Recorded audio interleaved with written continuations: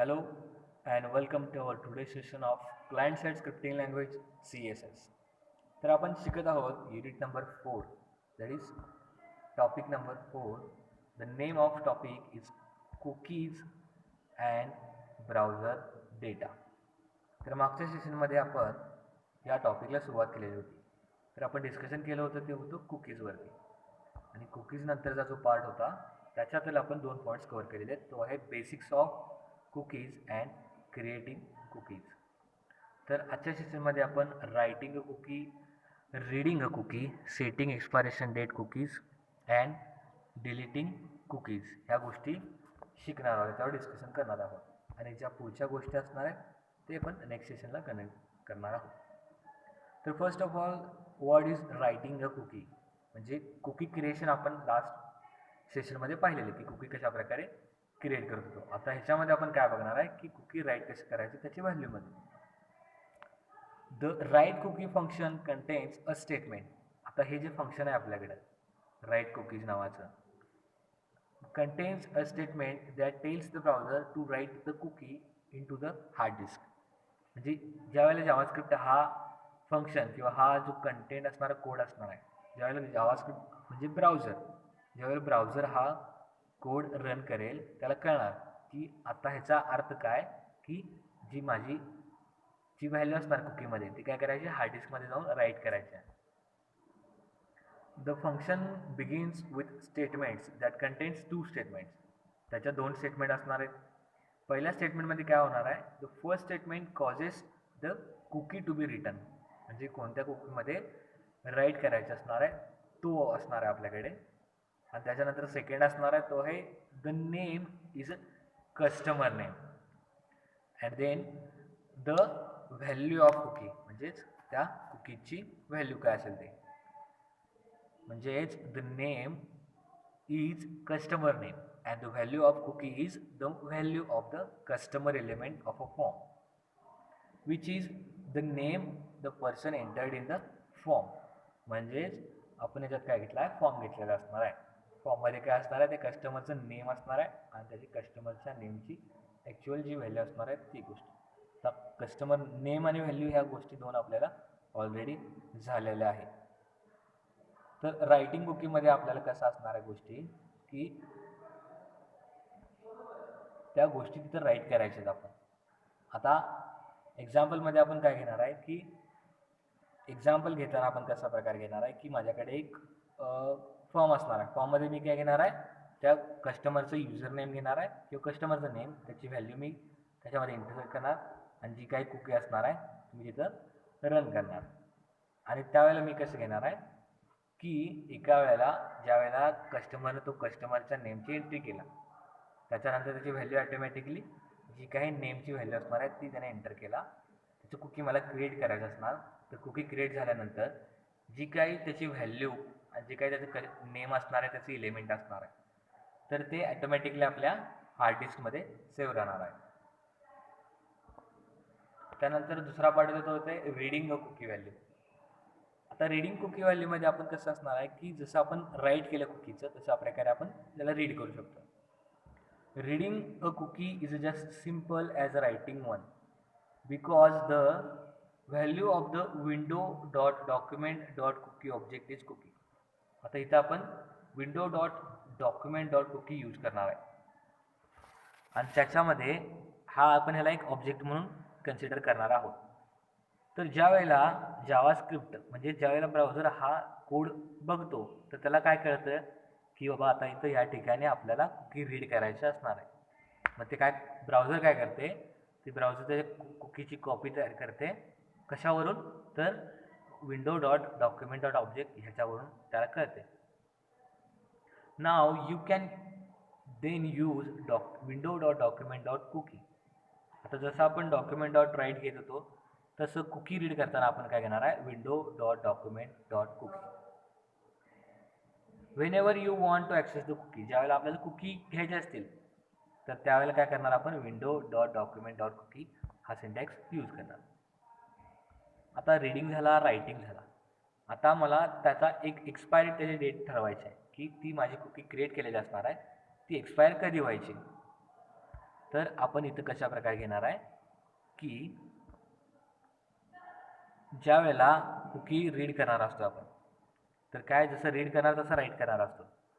म्हणून काय करायचं, now you can extend the life of a cookie beyond the current browser session by setting up an expiration date and saving the expiration date within the cookie.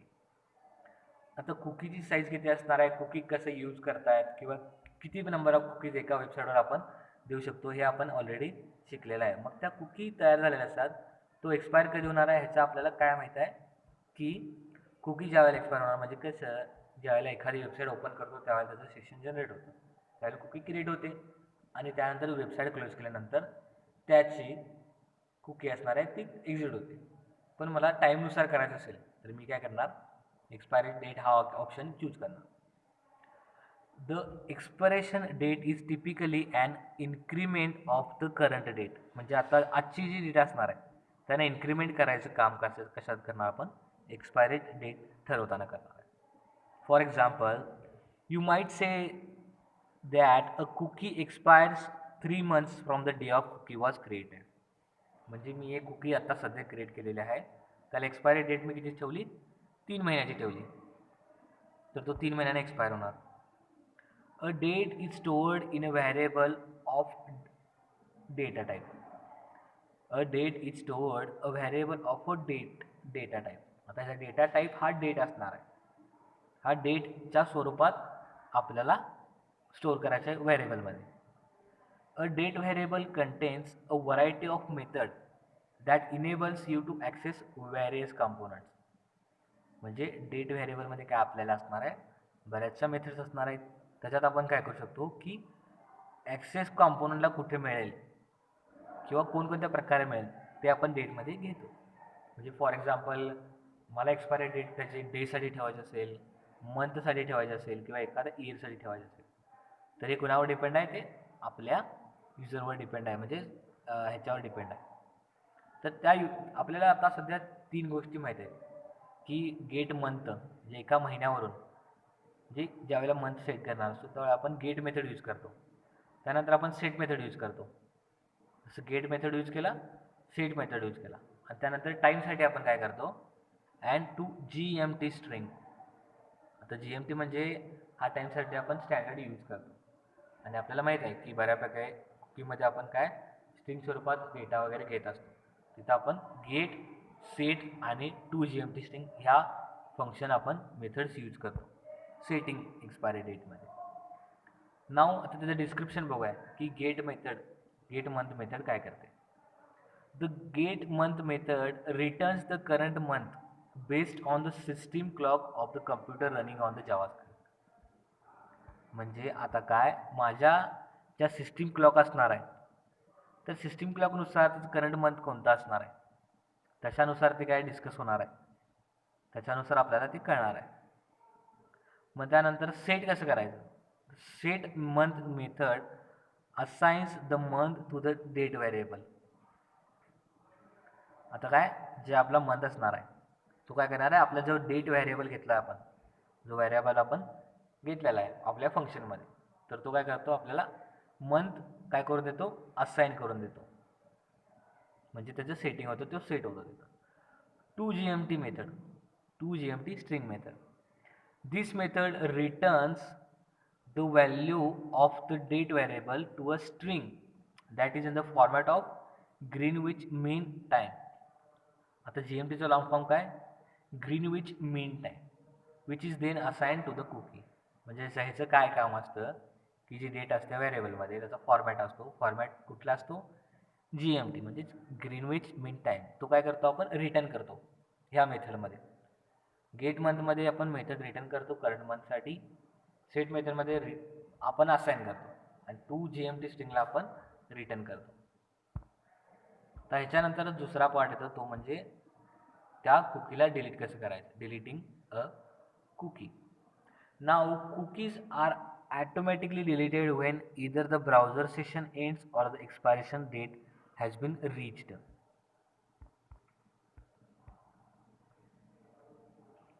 म्हणजे आपण website open केली की त्याला cookie open होते, त्याला cookie create होते आणि ज्यावेळेला आपण वेबसाईट क्लोज करतो त्यावेळेला आपली कुकी एक्झिट होते.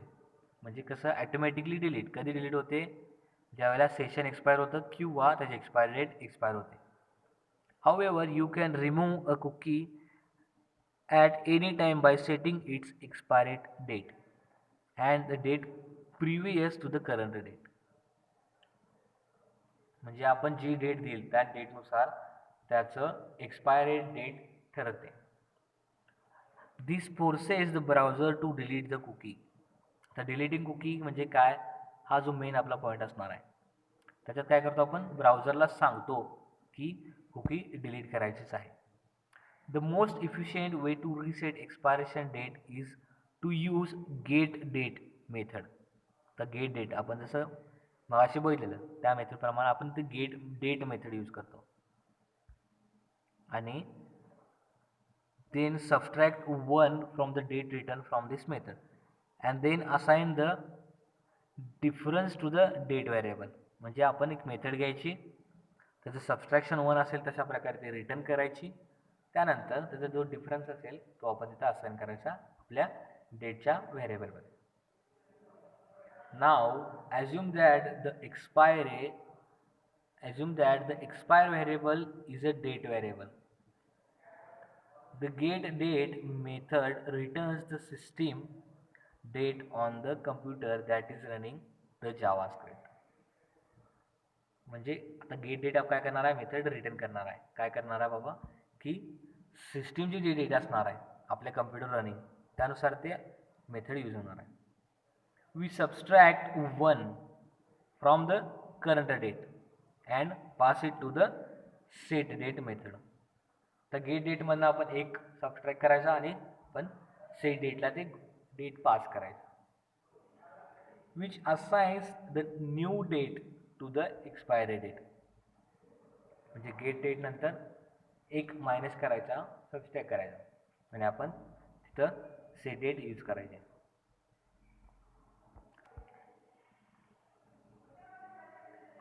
The expiry date variable is then converted to the string and concatenated to a cookie string which is then returned to the hard disk by the browser. The expiry date variable आपण घेतो, त्यानंतर काय करतो, त्याला convert करतो, कशात, स्ट्रिंगमध्ये convert करतो. स्ट्रिंगमध्ये कन्वर्ट केल्यानंतर आपण त्याला कॉन्केटिनेट करतो. कशामध्ये, स्ट्रिंगमध्ये, कुकी स्ट्रिंगमध्ये. त्यानंतर काय करतो आपण, की ते ब्राउझर नंतर काय करते, की ते ब्राउझर ती कुकी रिटर्न करते आपल्या हार्ड डिस्कमध्ये. तर यासाठी सिंटॅक्स कसा असणार आहे, की एक्सपायरी डेट मी घेतली तर ह्याचा सिंटॅक्स असणार आहे expiry date dot set date, त्याच्यामध्ये एक्सपायरी डेट आपली आणि त्यानंतर डॉट गेट डेट मेथड आणि त्यानंतर -1. आता हा ज्या वेळेला सिंटॅक्स दिसतो आपल्या जावास्क्रिप्टमध्ये त्या ब्राउझरला, तर ब्राउझरला हे कळतं की याच्यामध्ये आपल्याला कुकी डिलीट करण्यासाठी त्याचं एक्सपायरी डेट यूज करतो. आणि त्यानंतर ज्या वेळेला एक्सपायरी डेट सेट होते, व्हेरिएबलनं सेट होते, त्याला कन्वर्ट होते स्ट्रिंगमध्ये, त्यानंतर त्याला कॉन्केटिनेट होते स्ट्रिंगमध्ये, त्यानंतर काय होते, ब्राउझर तो डेटा, तो कुकी असणार आहे तो हार्ड डिस्कमध्ये सेव्ह करतो with the help of this syntax. Now it begins by displaying a form that is contains a button. आता ह्या स्वरूपात आपण बटन यूज करणार आहोत. When the button is clicked, the JavaScript delete cookie. आता ही method तिथं त्यावेळेला फंक्शनमध्ये एक्झिक्यूट होते by calculating the new date and passing expiration date variable to the date variable. म्हणजे काय होतं, इथं एक बटन आपण इथं यूज केलेला असतो, त्या बटनवर क्लिक केल्यावर त्याला आपण फंक्शन असाइन केलेला असतो, तो असतो डिलीट कुकी. म्हणजे एखाद्या बटनवर क्लिक केला की त्याचा तो इव्हेंट ऑफर होतो, इव्हेंट ऑफर झाल्यानंतर त्याच्यातलं जे फंक्शन असतं त्याचं ब्लॉक ऑफ कोड एक्झिक्यूट होतो आणि यामध्ये तो आपण डिलीट करतो. The new expiration date is assigned to the cookie string. ज्यावेळेला एक्सपायरी डेट करतो आपण त्यावेळेला ते नवीन असाइन करावे लागते आणि असाइन करताना ते कुकी स्ट्रिंगला जाते. The browser then writes the cookie, notices that the date is expired and deletes the cookie. Simple. ज्यावेळेला ब्राउझरला कळतं की ह्याचा एक्सपायरी डेट होत आलेला असणार आहे, त्या डेटला ब्राउझर ॲटोमॅटिकली काय करतं की जे काय असेल राईट असेल तर ते नोटीस करतं की ह्याची जी डेट असणार आहे ती जवळपास एक्सपायर होण्याच्या लेवलला आलेली आहे आणि आपल्याला तो कुकी डिलीट करायचा आहे. तर अशा प्रकारे आपण आजचं सेशन हे कंप्लीट केलेलं आहे. या सेशनमध्ये आपण रायटिंग अ कुकी बघितला, रीडिंग अ कुकी बघितला, सेटिंग एक्सपायरी डेट बघितला, त्याच्यानंतर तो डिलीट कसं करायचा तो आपण पार्ट इथं बघितलेला आहे. जो काही पुढचा पॉईंट असेल हे सगळे ब्राउझर रिलेटेड ते आपण नेक्स्ट सेशनमध्ये कंडक्ट करणार आहोत.